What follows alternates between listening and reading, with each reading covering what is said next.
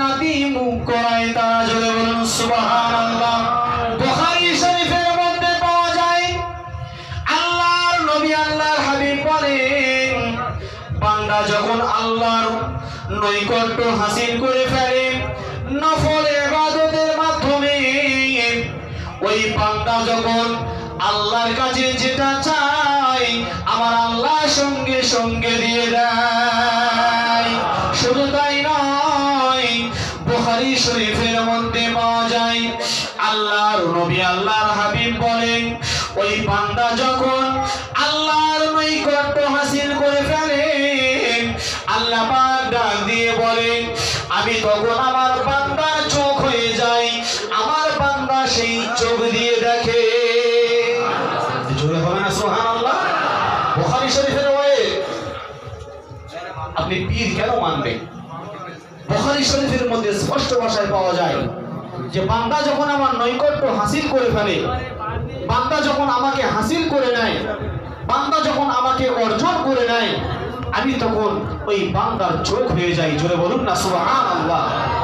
তখন সেই বান্দা ওই চোখ দিয়ে দেখতে থাকে। জোরে বলুন সুবহানাল্লাহ। আমার ভাইরা, শুধু তাই নয়, ওখানে আরো উল্লেখ করা হয়েছে আল্লাহ পাক বলেন, আমার বান্দার আমি হাত হয়ে যাই, সেই হাতের দ্বারা সে কাজ করতে থাকে। আমার বান্দার আমি পা হয়ে যাই, ওই পা দিয়ে আমার বান্দা চলাফেরা করে। বা চিৎকার মেরে বলি সুবহানাল্লাহ। আমার ভাইরা, আসলে আমরা পীর মানবো অন্য কোনো উদ্দেশ্য নয়, আমাদের শিক্ষক হিসাবে। যে শিক্ষক আমাদেরকে সোজা পথ দেখাবে, জান্নাতের পথ দেখাবে, জান্নাতের বর্ণনা করে জান্নাতমুখী করাবেন। কেন? উদ্দেশ্য হচ্ছে একটাই, আল্লাহ রাসূল পবিত্র হাদিস শরীফের মধ্যে বলেছেন, মান আতাআনি ফাদাখালাল জান্নাহ, যারা আমাকে ইতাআত করলো তারা সবাই জান্নাতি হয়ে গেল। আমার ভাই জানেরা, একটু ভালো করে শুনে রেখে দিন, আল্লাহর নবী আল্লাহর হাবিব বলেন, মান আতাআনি, পীরকে অনুসরণ করবে, আমি রাসূলুল্লাহ, তোমরা আমাকে অনুসরণ করে ফেলবে।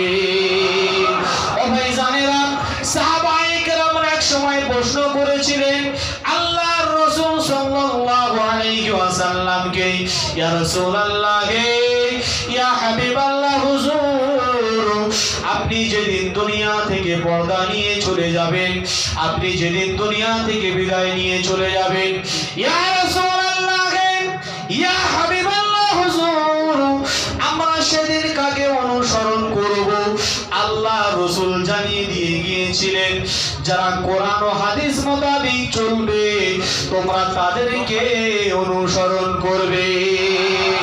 জামাল মুর্শিদ আল্লামা সুফি মুফতি আজম গাজী রাহমাতুল্লাহ আলাইহি, তিনি আজকে কোরআন রিসার্চ করেছেন, হাদিস তিনি সংগ্রহ করে আজকে বিশ্ব মানুষকে দ্বারা কি করেছিলেন, কোরআন এবং হাদিসের ব্যাখ্যা করে করে ওই পথভরা মানুষদেরকে জান্নাতের মুখ দেখায়।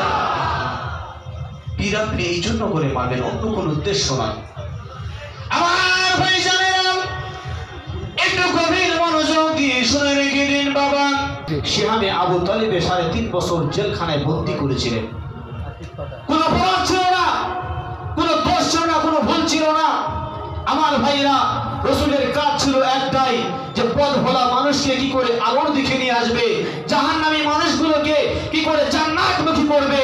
আজকে জামানার মুর্শিদ আল্লামা সুফি মুফতি আজম গাজী রাহমাতুল্লাহ আলাইহি, তার কাজ হলো এই একটাই। চিৎকার দিয়ে বলুন সুবহানাল্লাহ।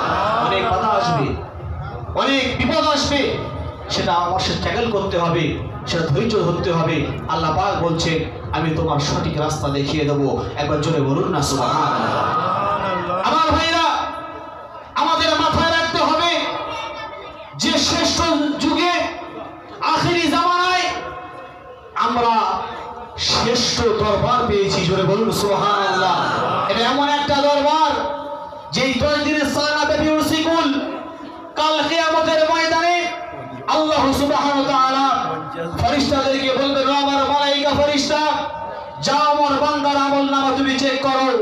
বান্দার আমলনামাটা যখন চেক করা হবে, দেখবে তেমন কোনো ভালো আমল পাবে না। আল্লাহ পাকের কাছে এসে বলবেন, ওগো রব্বুল আলামিন, আপনার বান্দার তেমন কোনো ভালো আমল পাইনি। আল্লাহ বলবে আবার যাও। জোরে বলবেন না? একটু জোরে হবে না? আল্লাহ বলবে আবার যাও। আমার ভাই জানেরা, আল্লাহ পাকের মালাইকা ফেরেশতারা আবার গিয়ে